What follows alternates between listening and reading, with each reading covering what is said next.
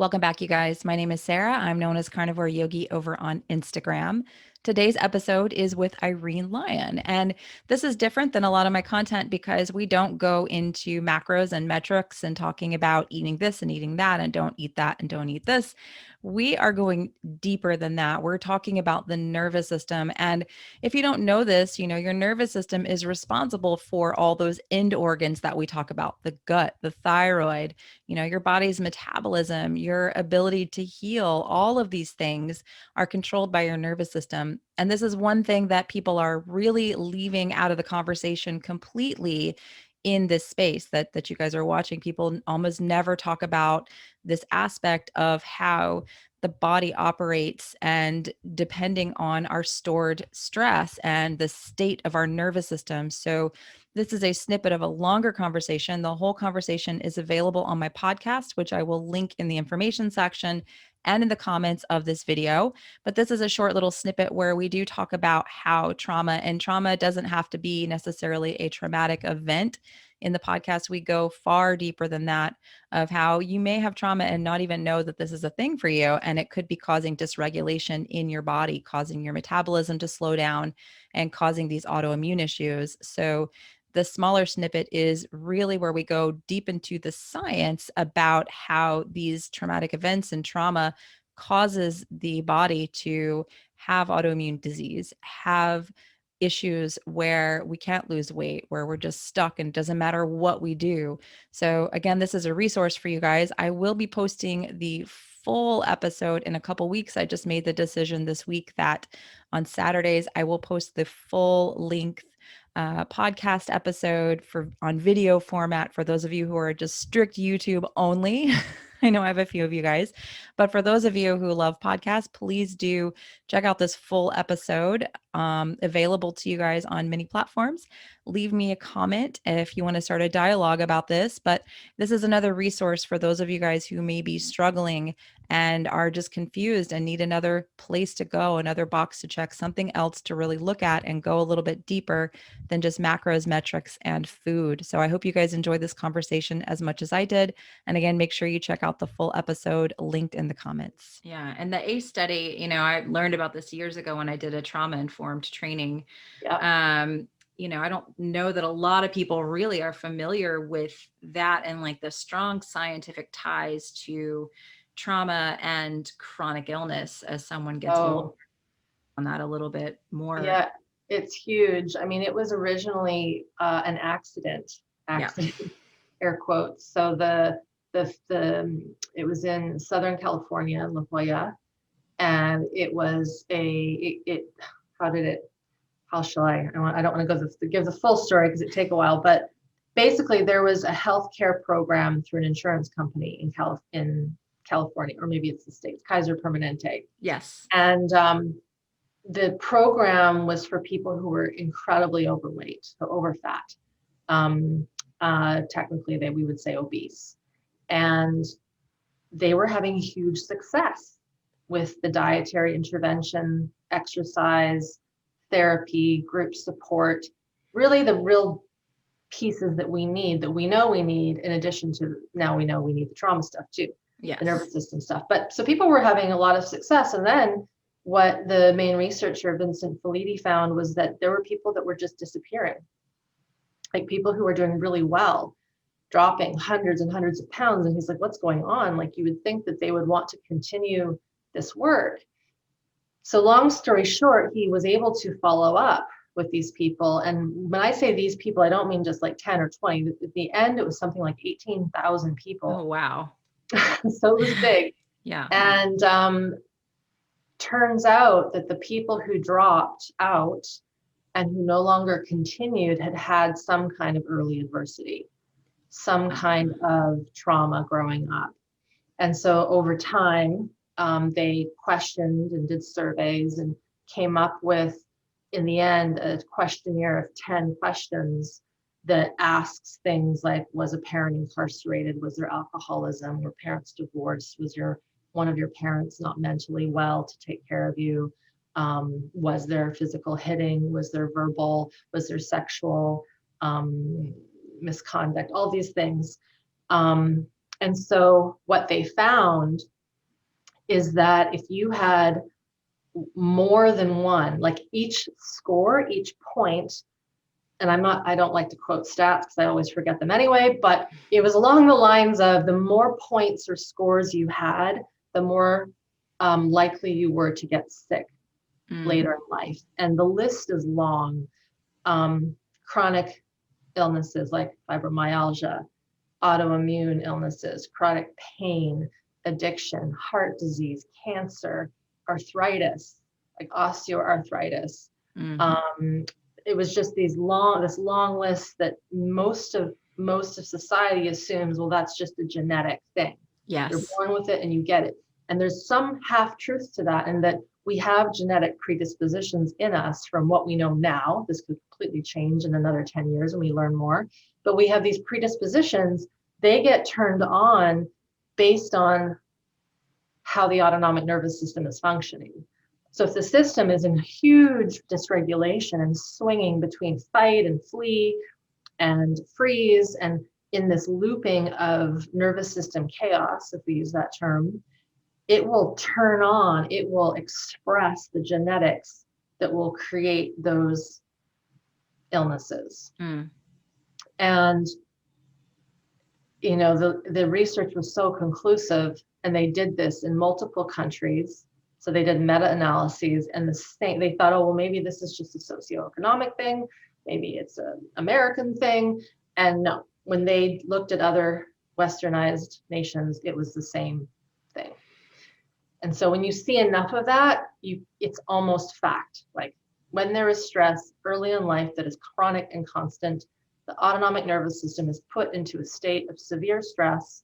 Typically, the person shuts down, because when you're in that soup of constant unsafety, you can't handle it anymore. You can't fight, you can't flee, so you freeze. Freeze is like a metabolic shutdown within the system. But under that metabolic shutdown is the stored fight flight.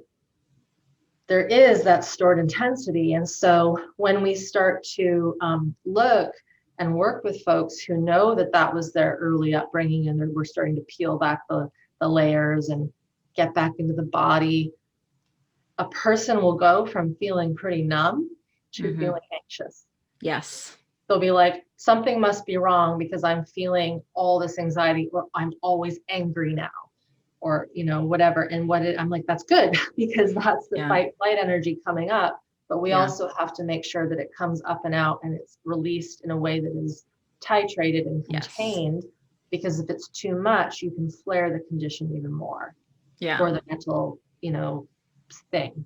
I don't even like to say illness, because to me it's not an illness, it's just the state of the system confused about what's going on. Right.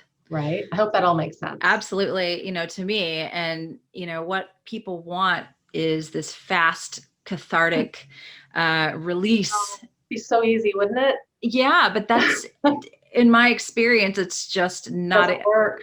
And we talked a little bit before we started about my history with meditation, and the 7-day fast that I did. What I had done directly before the 7-day fast was spent 10 days in Bali meditating 8 hours a day.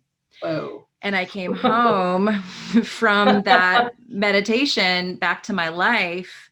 My daughter's 13. She's nonverbal autistic also. So it's a stressful home situation. And, so I came from across the other side of the world, and then I had to come back to life. And then I said, well, I'm going to do a 7-day water fast.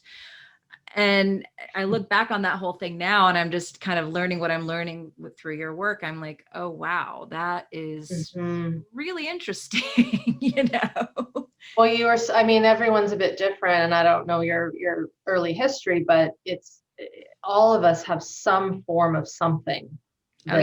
Right. And so just being in the public school system will do that to you. If you're not smart by the way that they want you to be, you're in trouble. Right.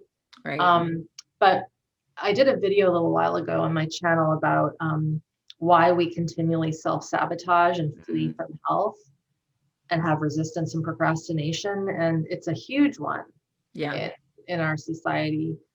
And if we were brought up in a state of fight, flight, freeze. Mhm. And I'm being very cautious here because there will be someone saying, I wasn't beaten, we had plenty of Oh yeah. food. I'm like, yes, Well, yes, Dr. Gabor Mate, when you read his book, yeah, it's like his trauma was, Holocaust. Yeah, pre-verbal Holocaust. I mean, yeah. He yeah, had a mother that loved him, but she had to, yes. I mean, and so where was I going? All right. So if we had some form of needing to shut down, needing to Oh stay yeah. in survival stress, we will know that wiring really well. Yeah. Yeah. And we won't realize how, and I say this with air quotes, how safe it feels to be in survival. And so if we think back to like the New Year's resolutions thing, there is like an element of survival in that. Oh yeah. There's a preparation. Oh, what am I going to do in January? There's this planning of it, and then it happens and it's euphoric, and you've got all these new cool routines and this new book and your new pens and your new diary and whatever, and then it's like a novelty. Yeah. Where novelty wears off. It's like when you fall in love, you never can get that feeling back, that first kiss. It's just, I wish, I say to my husband, God, I wish I could feel that energy when he's like, yeah, I'm like, I know it's never going to happen again in that way. Right. Right. But I mean, there's a great example. There's a reason why people get into relationships over and over again because Yeah, the same they're toxic looking for that. relationship with a different person. Yeah, Yeah. they're that high, that feeling, and it feels good, right? Yeah. That euphoric. But then the real work comes when you are in the mundane. And I Yeah. think the healing of our human condition, having been in the fitness industry, the nutrition industry, the mind body industry, and now this industry, I don't even like calling it that, but that's what it is. Um, I believe we need to get out of this way of looking for these set plans Mm-hmm. that are from the outside. It doesn't mean you can't learn from someone on the outside. I mean, that's what I do. But the one thing I won't give my students is if you're feeling this, do Do that. this. Yeah. If you're feeling this, do that. And I have a lot of folks in the trainings that I do will say, well, I read somewhere that when you have pain here, it means this. Right. And I've seen how brainwashed we've become with this information, and people are not learning how to go in and really trust what's in their system. Yeah. And I hate to bring it back again, but it comes, that vignette of little Susie falling off of her bike. Mm-hmm. If she wasn't allowed to feel and trust her pain, that's where it all starts. That's where that mistrust starts. And so to repair that takes time, Yes. right? Those wires are in our nerves. They're in the ways that the pathways have been created and how the hormones get secreted and all the things. And so while I know that there can be moments where someone does have an aha, an awakening of something, the question is what happens after that?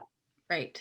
Can they continue to follow through with the rewiring, the rebuilding, and have it be very deep as opposed to surface level? If that makes Oh sense. yeah, absolutely. And not just, you do the things, you do the routines, and then all of a sudden it's like all that stuff gets thrown by the wayside and Yeah. it's back to back to square one. Yeah, and then it frustrates people because they think something's wrong with them. Yes. That's what And is so heartbreaking to me yeah, about kind of where I really am trying to help people right now is yeah, that there are a lot of gurus and a lot of people who say, just do this and everything will get better. And it's overpromised, and in my space, it's making me just kind of angry. And I've spoken out about it a yeah, lot, is there are so many people that buy my book, my program, follow my protocol, and this, and this will all disappear for you. You're going to feel better.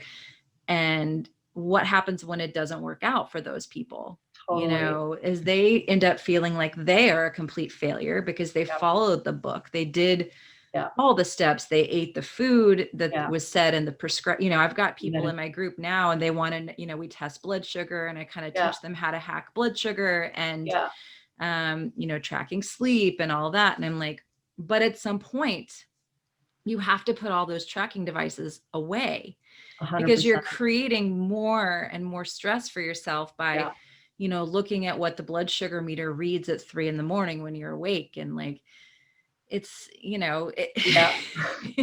I it's know I exhausting. it's very exhausting, and to honor one of my mentors, Kathy Kane, she said one day, or she said many times, um, because someone's always asking, so what does regulation look like? Mm, What does it look like to not be completely swimming in all your traumas? And of course, there's, better gut health, better immune system, you know what you need, you can set boundaries. But she would say, you basically wake up in the morning and you just go about your day. You don't have a list of all the things that I got to meditate for 10 minutes, and then I got to do my breath exercises, and then I have to do the cold bath, and then I need to eat this exact food and take all these. And I'm all for, and I do meditation. I eat certain foods that I like, or I change them. But when you're restricted in a controlled, when you have to have a control over your mhm. day, that is not freedom. Yeah. Right? Yeah. And some people might need to start with that. I will give it that Yes.